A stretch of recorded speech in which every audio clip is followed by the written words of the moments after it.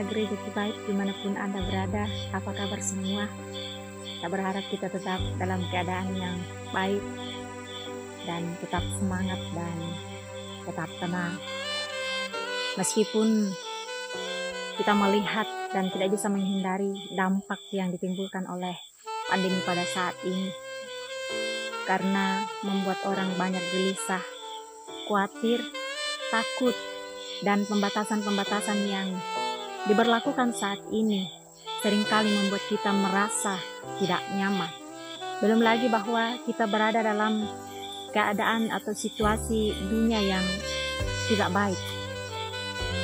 Salah satu contoh adalah selalu melakukan segala sesuatu dengan terburu-buru. Semua ini adalah gejala dari gambaran hati manusia atau batin manusia yang tidak tenang. Dalam situasi dan kondisi seperti ini, firman Tuhan datang kepada kita pada saat ini di bawah tema, yaitu tetaplah tenang. Terambil dari Lukas pasal 8 ayatnya yang ke-40 sampai dengan ayatnya yang ke-56. Dalam teks itu diceritakan tentang permintaan seorang ayah kepada Yesus agar anaknya disembuhkan. Dan Yesus memenuhi permintaan itu, dan dalam perjalanan menuju rumah Yairus, Yesus menemui berbagai macam kendala. Himpunan orang banyak yang mendesak-desak Yesus pada saat itu menghambat perjalanannya untuk segera tiba di rumah Yairus. Belum lagi bahwa dalam perjalanan itu ia bertemu dengan seorang perempuan yang sudah 12 tahun mengalami pendarahan. Dan Yesus menyelesaikan persoalannya. Belum lagi tiba di rumah Yairus, berita duka cita sudah datang jika anak itu sudah meninggal. Dalam kondisi-kondisi demikian, seandainya kita ada di posisi Yesus, mungkin kita sudah panik, mungkin kita sudah merasa tidak nyaman, mungkin kita sudah menyalahkan orang-orang yang ada di sekitar kita. Belum lagi ketika ia tiba di rumah Yairus, ketika ia mengatakan bahwa anak ini sedang tidur, ia justru ditertawai. Kondisi-kondisi yang dialami Yesus bisa saja menjadi pemicu baginya untuk merasa tidak nyaman atau tidak tenang. Tapi kita melihat setiap jawaban yang diberikan Tuhan di dalam teks. Jangan menangis, jangan takut, adalah ungkapan yang lahir dari hati yang tenang. Itu berarti bahwa Yesus meresponi keadaannya, masalah waktu itu dengan tetap tenang. Ia tidak menyalahkan perempuan pendarahan atau menyalahkan orang-orang banyak yang ada di sekitar, tapi ia tetap merespon dengan tetap tenang. Ibu yang dikasihi Tuhan, dari cerita ini kita belajar bersama bahwa yang pertama, bahwa kebaikan Tuhan di dalam hidup kita itu tidak pernah terlambat. Bahwa kasih karunia Allah bagi hidup kita itu tidak pernah berhenti. Bahwa Allah tidak pernah merancang kita untuk melakukan segala sesuatu dengan terburu-buru.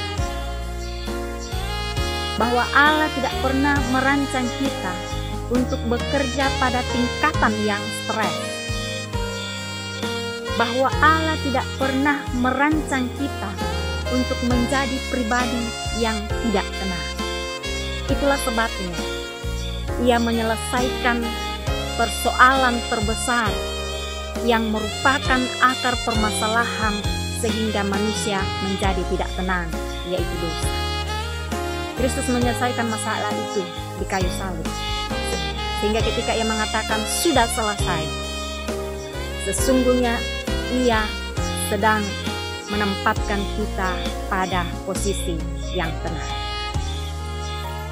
Rahasia Yesus bisa bersikap tenang menghadapi setiap masalah yang ada, karena ia tahu posisinya di dalam Bapaknya. Ia tahu bahwa ia ada di dalam Bapa. Ia tahu bahwa Bapaknya ada di dalam dia, bahwa posisinya selalu dekat dengan Bapaknya. Ibu-ibu yang dikasihi Tuhan, mungkin kita bertanya, dengan kondisi-kondisi yang ada sekarang ini, bagaimana kita bisa tenang. Hal yang perlu kita pahami agar kita bisa bersikap tenang di hidup ini adalah posisi kita di dalam Tuhan. Kita membaca Efesus pasal 2 ayatnya yang ke-6. Ya, firman Tuhan berbunyi, dan di dalam Kristus Yesus Ia telah membangkitkan kita juga dan memberikan tempat bersama-sama dengan Dia di sorga. Perhatikan kata memberikan tempat bersama-sama dengan Dia di sorga. Dalam bahasa aslinya, mendudukkan kita bersama dengan Kristus di sorga. Itu artinya bahwa posisi kita ada dekat dengan Kristus. Lalu, posisi Yesus di mana? Kalau kita baca ayatnya yang ke-19 sampai 20 di dalam Efesus pasal 1. Dan betapa hebat kuasanya bagi kita yang percaya sesuai dengan kekuatan kuasanya, yang dikerjakannya di dalam Kristus dengan membangkitkan Dia dari antara orang mati dan mendudukkan Dia di sebelah kanannya di sorga. Posisi Yesus ada di sebelah kanan Bapanya di sorga. Itu berarti bahwa posisi kita ada bersama dengan Bapa.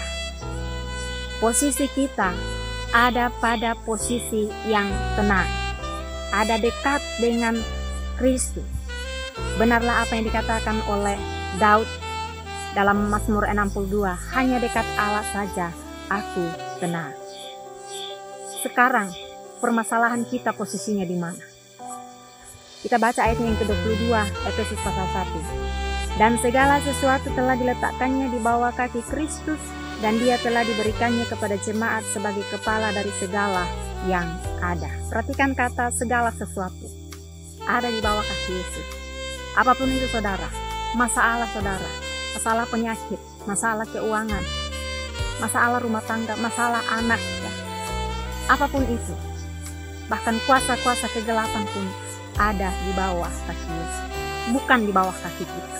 Itu berarti bahwa Tuhan menempatkan kita sesungguhnya pada posisi yang tenang. Persoalannya adalah seringkali kita mengkhawatirkan apa yang telah Bapa taruh di bawah kaki Yesus. Seringkali kita memfokuskan perhatian kita kepada hal-hal yang sudah ada di bawah kaki Tuhan. Dan kita harus menyadari bahwa itu adalah cara kerja iblis untuk membuat kita berdiri, berjalan, dan meninggalkan posisi kita. Itu adalah cara kerja iblis untuk membuat kita berjalan menjauhi Tuhan di dalam hidup ini. Itu adalah cara kerja iblis untuk membuat kita meninggalkan tempat yang Tuhan telah berikan bagi kita. Karena iblis tahu bahwa ketika umat Tuhan tetap tenang, maka mereka memiliki kekuatan. Iblis tahu firman Tuhan yang ada di dalam Yesaya pasalnya yang ke-30 ayatnya yang ke-15. Dalam tinggal tenang dan percaya terletak kekuatannya. Iblis tahu itu, sehingga ia berusaha untuk mengalihkan fokus perhatian kita kepada keadaan atau masalah yang ada di dalam diri kita. Karena ia tahu bahwa ketika kita mengalihkan fokus perhatian kita, maka kita akan tidak tenang di dalam hidup. Ibu yang dikasihi oleh Tuhan, Tuhan mau kita hidup tetap tenang menjalani kehidupan setiap harinya. Tuhan mau kita berjalan dengan tenang dalam pekerjaan yang telah Ia selesaikan bagi kita. Itulah sebabnya firman Tuhan dalam 1 Petrus pasalnya yang keempat ayatnya yang ke-7 berkata, kesudahan segala sesuatu sudah dekat, karena itu kuasailah dirimu dan jadilah tenang supaya kamu dapat berdoa. Hal seperti itulah yang seharusnya kita lakukan di hidup ini, menguasai diri kita. Tetap bersikap tenang supaya kita bisa berdoa kepada Tuhan. Mungkin di antara kita ada yang lagi isolasi mandiri karena terpapar COVID-19, atau mungkin sedang terbaring atau sedang mengidap suatu penyakit yang berat, atau mungkin sedang bergumul dengan pergumulan yang menurut saudara itu cukup berat. Saudara tetaplah semangat, tetaplah tenang, karena dalam ketenangan itu terletak kekuatannya. Pahami bahwa dan yakini bahwa posisi Anda ada tetap pada posisi yang benar. Alihkan fokus perhatian kita untuk tetap kepada Tuhan di hidup kita ini. Kiranya firman Tuhan menjadi berkat bagi kita semua. Shalom.